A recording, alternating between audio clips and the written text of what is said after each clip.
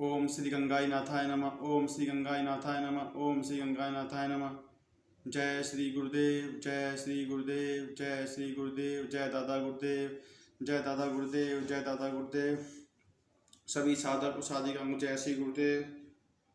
प्रिय साधकों, आज हम आपको विशुद्ध जगह के बारे में बताएंगे, इसको कैसे ओपन करें। और ये इतना जटिल क्यों है सुजात करना। बड़े बड़े साधक सुजात नहीं कर पाते, कई जन्म लग जाते हैं विशुद्ध जगह खोलने में। यहाँ होता है विशुद्ध चक्कर। हम जिस योग की बात कर रहे हैं प्रकाश सिद्धि योग साधकों, इसमें सब मनुष्य सभी विकार शांत होते हैं। आदि दैहिक, आदि भौतिक, आदि दैविक। विशुद्धि चक्र यहाँ पर पहुँचना, जब कुंडली यहाँ पहुँचती है, मूलाधार, स्वादिष्ठान, मणिपुर, अनाहत, विशुद्ध जगह पहुँचती है तो बड़ी उग्र गति की जरूरत पड़ती है। कुंडली की अगर उग्र गति नहीं होगी तो विशुद्ध चक्र नहीं खुलेगा। बहुत कठिन साधना है। मूलाधार चक्र पर 4 दल कमल हैं और स्वादिष्ठान पर 6, मणिपुर पे 10, अनाहत चक्र पे 12 और विशुद्ध चक्र पर 16 दल कमल हैं। विशुद्ध जगह पर 16 दल कमल होते हैं। यहाँ पर प्रत्येक दल पर अलौकिक शक्तियाँ होती हैं। 8 में सिद्धि, 32 माना सिद्धि भी यहीं पे होती है। वो पहले मिलनी चालू हो जाती है अगर पहुँचने से पहले। विशुद्ध जगह पर मिलती है सिद्धियाँ। जब विशुद्ध जगह आदि क्रॉस कर जाता है तो उसको परम हंस की उपाधि मिल जाती है। ऐसा व्यक्ति पल भर में कुछ भी कर सकता है। उसमें शाप और वरदान शक्ति प्राप्त होती है। शाप और वरदान देने उसके मुझे जो भी वाणी निकलती है वो सत्य हो जाती है। सरस्वती माता निवास करती हैं और रुद्र ग्रंथि भी यहीं पर, शंकर भगवान भी यहीं पर मिलते हैं विशुद्ध जगह पर।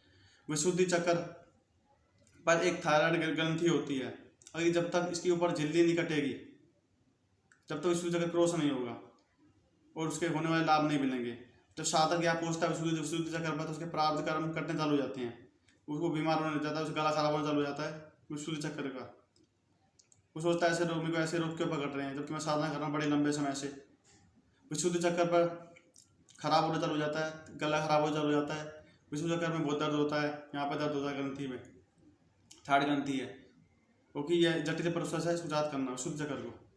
और गुरु से साधना में ये जागृत हो जाता है। 10-12 साल लग जाते हैं। साधना अगर उसकी उग्र होती है, गुरु के प्रति पूर्ण समर्पण होता है तो साधक को समय नहीं लगता साथ को। बाकी हठ योग में बहुत कठिन साधना करनी पड़ती है। 40-50 साल से साधना करनी पड़ती है जब विशुद्ध चक्र खुलता है। वो कई लोगों को तो खुलता ही नहीं, अगले जन्म कई सात जन्म लेने पड़ जाते हैं विशुद्ध चक्र याद करने के लिए। हम जिस योग की बात कर रहे हैं प्रकाश सिद्धि योग है। इसमें सभी प्रकार योग सम्मिलित होते हैं, जैसे राजयोग, ध्यान योग, विहंगम योग, नाद योग, हठ योग, नाद योग। इसमें इस सभी प्रकार के योग सम्मिलित होते हैं, इसलिए इसको सिद्ध योग कहते हैं। गुरुदेव का जो योग है यह प्रकार सिद्ध योग है। सिद्ध योग इससे मनुष्य से कोई नुकसान नहीं पहुंचता है और ये बिल्कुल आसान विधि गुरु ने बता रखा है। ध्यान तरीका दादा गुरुदेव का नाम लेना है, फिर गुरुदेव से आपका कोई 2-3 मिनट तक फोटो को देखना है और यहाँ पर कंसंट्रेट करना है साथ को। और जो गुरुदेव दिया मंत्र है उसको जपना है। यहाँ पर गुरुदेव को देखना है। और सारे 6 चक्र सारे सबकी अष्टांग योग की जो क्रियाएँ हैं, यम, नियम, आसन, प्राणायाम, प्रत्याहार, धारणा, ध्यान और समाधि, या 8 अष्टांग योग बोलते हैं। ये 8 इसके यम है, क्रियाएँ। जब ये अष्टांग योग में 5 काम तो ऑटोमेटिक हो जाते हैं, केवल धारणा, ध्यान और समाधि में समय लगता है। जबकि आपको हठ योग में प्रत्येक चीज पर ध्यान देना पड़ता है। यम, नियम, आसन, प्राणायाम, प्रत्याहार, धारणा, ध्यान और समाधि। यहाँ पे 16 दल कमल होते हैं विशुद्ध चक्र पर। प्रत्येक दल पर अलौकिक शक्तियाँ होती हैं, बड़ी बड़ी पावर्स होती हैं। विशुद्ध चक्र जाप करने वाला व्यक्ति कुछ भी कर सकता है, अपनी इच्छा मात्र से कुछ भी कर सकता है। जब कुंडली उग्र होती है तो गोंडा करके कुछ सर्प दिखता है और वो ऊपर चढ़ता दिखता है। गोंडा करके स्नेक होता है, वो ऊपर चढ़ता दिखता है। और साधना उग्र होती है तो विशुद्ध चक्र पर टक्कर मारता है, उसको डसता है।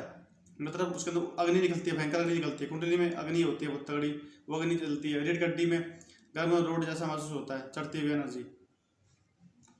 जब विशुद्ध चक्र जागृत हो जाता है तो यहाँ पे जीव को अंश होते हैं। आप खुद को जीव को प्रकाश दिखता है बहुत तेज, वो समझता है परमात्मा तक पहुँच गया हूँ, जबकि पहुँचा नहीं होता। वो जीव का प्रकाश है।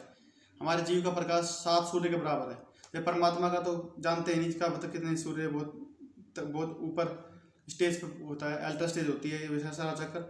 यहाँ पर जब तक आप नहीं पहुँचेगा जीव, जब तक उसको बाहर की आवाज़ सुनाई देती हैं। और अनाथ चक्र क्रॉस करने के बाद आपको नाथ सुना चला जाता है, बाएं कान से कभी दाएं कान से का नाथ सुना चला जाता है। और विशुद्धि चक्र, ये किसी प्रॉपर गुरु ही खो सकता है इसको, साधारण मनुष्य नहीं खो सकता। बहुत कठिन पीड़ा भोगनी पड़ती है, गले की रोग पकड़ लेते हैं उसको जागृत करने के लिए, जागृत होता है जब। हट बाकी और करोगे तो या सिद्धि योग से भी करोगे तो बहुत समय लगता है उसको क्रॉस करना। विशुद्धि चक्कर कोई बच्चों खेल नहीं साथ को। विशुद्धि चक्कर सिद्ध करने वाला बड़ा ही तप करना पड़ता है यहाँ पर विशुद्धि चक्कर जागृत करने के लिए। साथ को अब हम आपको संजीव मंत्र सुनाते हैं, तो गुरुदेव से आके वो इसमें होगा, और गुरुदेव से आगे इसके अधिकारी इसको देने के लिए। मैं अपने मुझसे नहीं बता सकता, गुरु से का मंत्र बिना होठ व जीभ हिलाए जपना है, और यहाँ पर गुरुदेव देखना है। जब कुंडली जात हो जाती है तो ऊपर चढ़ना शुरू कर देती है, और उसको विभिन्न प्रकार की योगी क्रियाएं होती हैं सात खातों, सबको साथ अलग अलग प्राणायाम होते हैं। विशुद्धि चक्र एक भंडार है, तो ये जात हो जाता है तो अष्टसिद्धियां मन चालू हो जाती हैं, और यहाँ तक कि वाक सिद्धि हो जाती है। जो भी उसके मुंह से निकलता साधक के वह सत्य हो जाता है। विशुद्धि चक्कर बहुत ही मेन चक्कर है।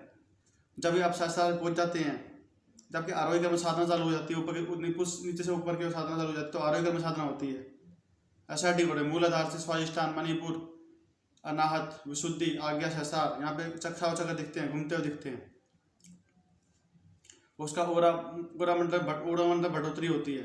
8वां चक्र होता है ओरा मंडल हमारे चारों तरफ क्रिएट होता है, चारों तरफ पूरे बॉडी पे सरफेस पे होता है। वो ओरा बहुत तगड़ा होता है कि हिंसा पशु भी उसके सामने शांत हो जाते हैं, आंखों से ऊर्जा बहती है दोनों आंखों से। विशुद्धि चक्कर ऐसी अनुभूतियां विशुद्धि चक्र पर बड़ी बड़ी सिद्धियां हो जाती हैं, पर सिद्धि लोग में नहीं पढ़ना है। जो सिद्धियां आप गुरुदेव संबोधित कर दोगे तब जब आप सारे पहुंच पाओगे, और ये आपका अंतिम जन्म होगा। जैसे कुंडलिनी आपको जहाँ दस लेती है भ्रुकुटी में, 10वें द्वार में 10 लेती है, तो ये मतलब मनुष्य आखिरी जन्म होता है आगे कुंडली 10 ले तो। आइए साथ को अब हम आपको संजीव मंत्र सुनाते हैं, सभी साथ को। जय श्री गुरुदेव, जय श्री गुरुदेव, जय श्री गुरुदेव, जय दादा गुरुदेव, जय दादा गुरुदेव, जय दादा गुरुदेव। ओम श्री गंगाई नाथाय नमः, ओम श्री गंगाई नाथाय नमः, ओम श्री गंगाई नाथाय नमः। गुरुर् ब्रह्मा गुरुर्विष्णु गुरुदेवो महेश्वराय, गुरु साक्षात् परब्रह्म तस्मै श्री गुरुवे नमः, तस्मै श्री गुरुवे नमः। आइए साथ में संजीव मंत्र सुनते हैं। जय श्री गुरुदेव। कुंडलिनी क्या है? अब वो मैं आपको दीक्षा दूंगा तो आपकी कुंडलिनी जागृत हो जाएगी, वो आपका शरीर, प्राण, मन और बुद्धि अपने कंट्रोल में कर लेंगे, और ऑटोमेटिकली योग होगा। आप चाहोगे तो नहीं होगा। जिस अंग में कुछ गड़बड़ है उसको टोन अप करेगी कुंडलिनी, स्टिमुलेट करेगी, और जब तक वो ठीक नहीं हो जाए योग होता रहेगा। निर्गुण निराकार और सगुण साकार दोनों शक्तियों का मुझे साक्षात्कार हो गया, सिद्धि प्राप्त हो गई। इस प्रकार दोनों सिद्धियां होने के कारण से मेरी तस्वीर से योग होना शुरू हो गया। ये अचंबा आज तक नहीं हुआ। तो इस प्रकार आपको केवल नाम जपना है और ध्यान करना है, और मुझे यहां देखना है। मंत्र एक ही गुरु का चलेगा, और ध्यान मेरा करना पड़ेगा। उसके बाद में आपकी छुट्टी। अगर मुझ में कुछ गुंजाइश है तो काम अभी शुरू हो जाएगा। मैं आपको आपसे खुद से इंट्रोडक्शन करूंगा। आप क्या हो? आप शरीर नहीं हो, ये आत्मा है। आत्मा अजर अमर है। और मैं ध्यान करवाऊं आपको, यहां मुझे देखना और नाम जपना जो मैं बताऊं।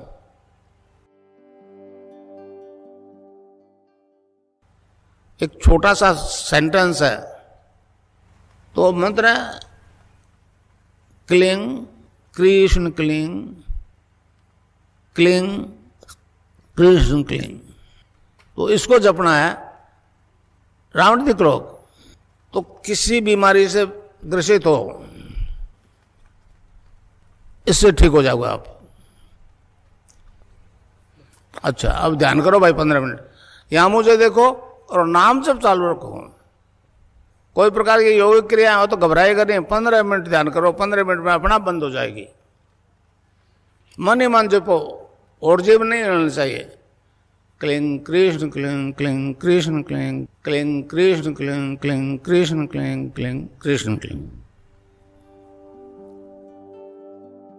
पूजा करते हैं दुर्गा की, सीता कह दो, राधा कह दो, पार्वती कह दो। हम योगियों ने उसको कुंडलिनी नाम दे दिया। और रीढ़ की हड्डी के आखिरी हिस्से में, बेसमेंट में, सैक्रम में 3.5 आंटे लगा करके दुब को अपने मुंह में छिपाए रहती है, दबाए हुए रहती है, गवर्नमेंट पोजिशन में रहती है।